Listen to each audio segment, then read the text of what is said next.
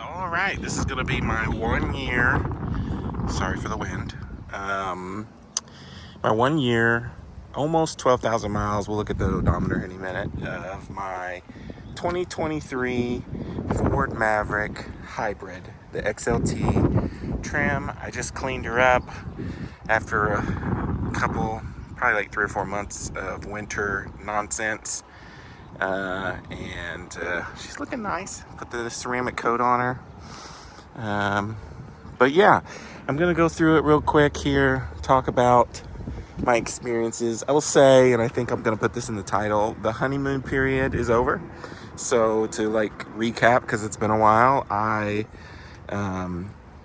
bought this in, I think it was like October of 22. Then of course I didn't get it till March 29th of 23. It's the first car I've ever bought new. It was a new dealership I dealt with. It's the first hybrid I've ever bought. I have been a Ford guy for quite a while. I had an Escape before this. My daughter's still driving the Escape. I had a Ranger before that, so I'm a big Ford guy. And for the most part, I have really liked this truck. I'm gonna say I wasn't, like, when I first got it, I loved it, and like it was just amazing, and it still is amazing. There are some cool things about it, but I have had some issues that I don't know if, I'm hoping they're gonna get fixed, but it's gonna have me have to make some decisions come 3-year warranty time. So we'll get into all that, but here she is through the full side, nice and cleaned up. Pretty nice. Let's talk about the positives first. It's great gas mileage, of course, with the hybrid. In the summer, last summer, I got up to like 42 miles per gallon, which was sweet.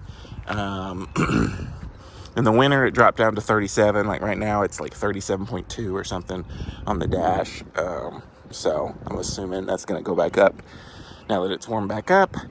I did kind of go out of my way sometimes, though, to like not take the interstate last summer, enjoy the ride more. And when I did that, I could tell I would get way better gas mileage too. So I don't know. Also, I live literally half a mile away from, not even a half a mile from where I work, which is one of the issues, part of the reason why I have the issue. But this Gator cover has been great. It's the trifold. I just put the protectant stuff back on it. It's been great. I will say, when the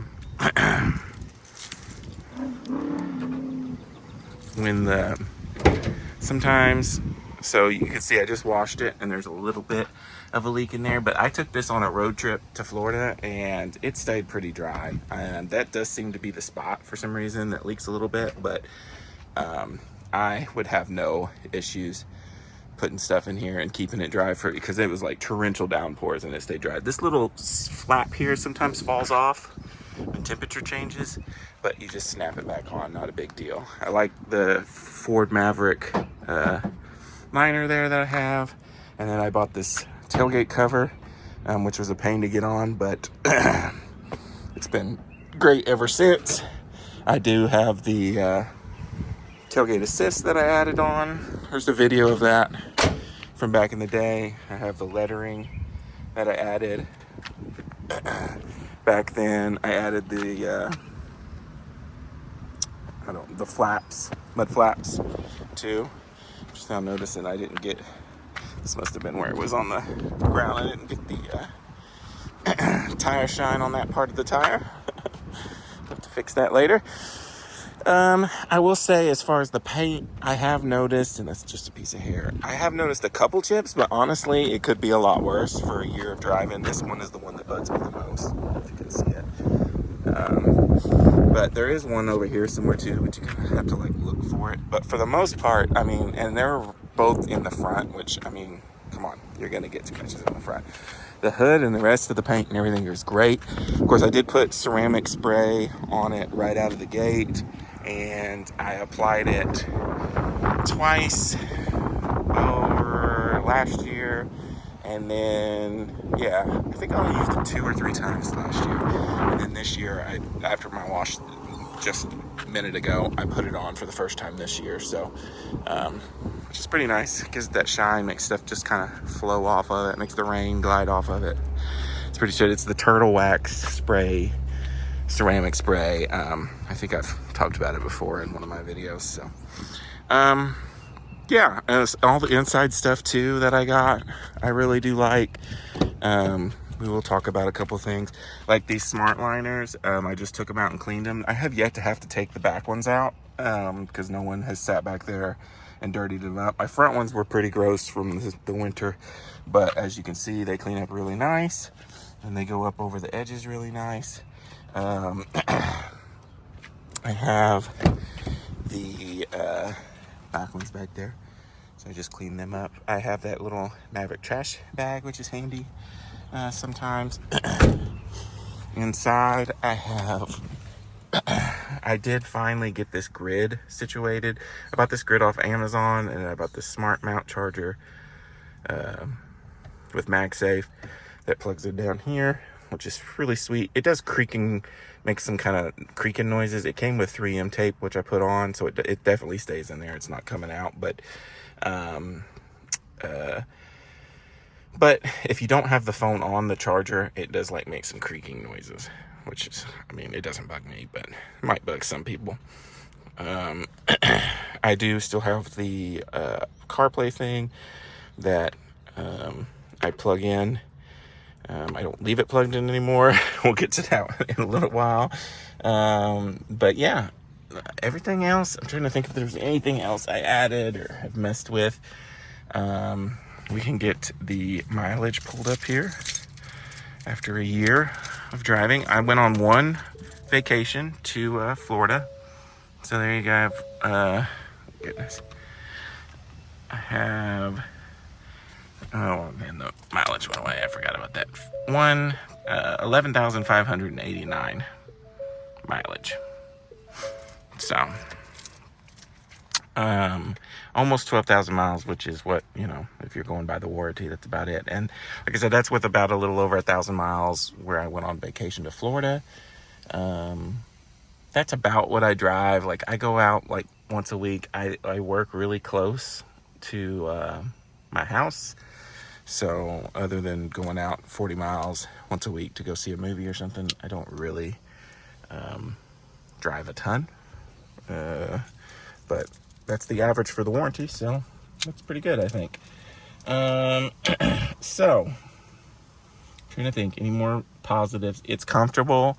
It's easy to clean. Yes, the plastic and stuff scuffs, I have noticed in certain spots, but I've kept it clean. It's comfortable to drive in. I think the sound system is fine, especially when you put in the wireless CarPlay. It's really nice.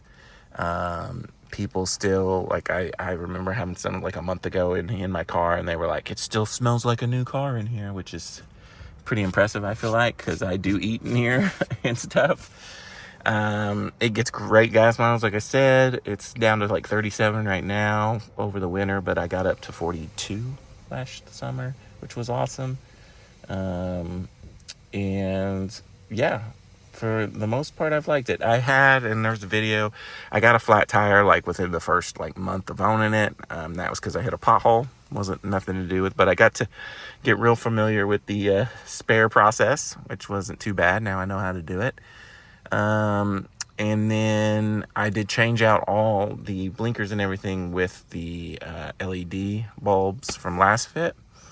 That was cool. Okay, my negatives, and it's a pretty big one. And there's a lot. If you go to the Maverick truck forums, you'll see a whole bunch of people that have the same kind of problem as me. So basically, in the winter, what I've noticed, and it didn't actually start till like January, I started getting a lot of alerts about going into low power or battery saver mode or low power mode or whatever you want to call it.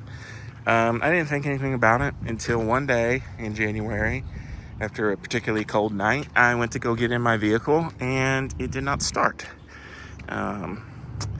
So luckily I had bought a jump pack a few months before that. I don't even remember why I bought one, but popped it on, jumped it, and I, like an idiot, called my dealership and took it to the dealer. They said, "Oh, we'll test your battery. Come down." So I took it to the dealership that day. Of course, like you said, the closest dealership to me is like 45 minutes away. So I get down there, they test my battery, they say everything is fine with the battery. They say, you know, I just need to drive it more. Go on a road trip, the lady said. I was like, really? So didn't think about much of it again. Went another week or so, maybe 2 weeks. It died again. Woke up one cold morning and couldn't start it again. Had to jump it again. This time I got online. I think I had already gotten online and looked around and noticed that there was other people that had this issue. And it's something to do with maybe a cheaper battery, but it's really something to do with the battery, the BMS, the battery monitoring system thing, not charging it very well and not charging it over 80%. And there's also some kind of phantom drain or something that's going on. I don't know, especially when it gets cold. Like I said, there's a ton of forums and stuff about it online.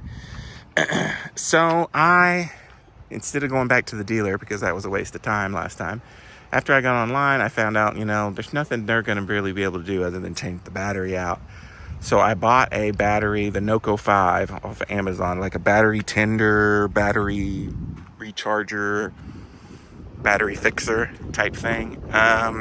Plugged it in, charged the battery up one day, and then I did the battery repair thing on that. And after I did that, I didn't have any issues again. Now, I will say it got cold again after I charged it a couple weeks. It went into I got the message that said it had gone into low battery mode. And that night, I hooked the battery up, charged it, and didn't have any issues. And that is the last time I have had to charge it too. And that was maybe in February. And we're at the end of April or end of March right now. Because one, it's warmed back up, I think, is part of the reason. But two, I think topping it off with that battery tender helped. And so now I'm just kind of in a wait and see kind of mode on it. I'm going to wait until it either gets fixed with an update from Ford, because I know other people are having the issues, or I'm going to wait until next winter. And now that I have a battery charger, and I guess I could show you guys these things I got.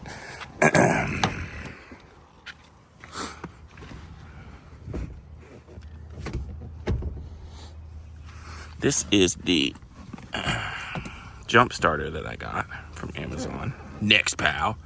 I don't remember how much that was, but I'll try and remember to link it in the thing. And then this is the Noco charger that I got for it. So, definitely good that I invested in those, because I don't like I said, I work really close, which I think is part of the problem. That's what they told me at the Ford dealership. It's like a half-mile drive back and forth to work. So I don't ever get up to I can go a whole week or two without actually getting on the interstate and driving far periods. And I think because of that, it doesn't ever charge my battery. And then also the whole 80% thing and whatever. So I guess when it happens again this winter, I'm going to just charge it and wait and see. And hopefully Ford comes up with some kind of fix for it. It's kind of silly that has to be a thing, but, you know, whatever, I guess. But like I said, come when my 3-year warranty goes to expire, I may trade it in. I don't know. I don't like that it can just die for whatever reason. Even now, it probably won't, now that I have a charger and a jump starter. I don't want to put Some people said to get another battery and put it in, like a better battery. I don't really want to do that. This is a car that's under warranty, you know. So I don't know.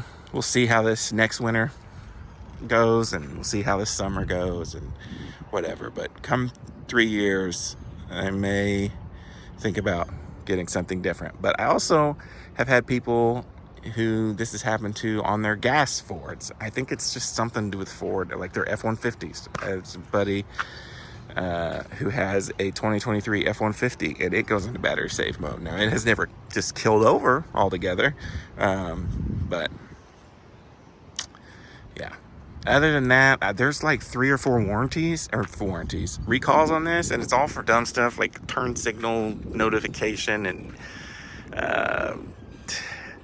there's one that's something about emissions or something. I don't know. I'm kind of a little worried about doing those, because I've heard people that gone in and got those and then have been like left stranded on the side of the road, and that is not what I want.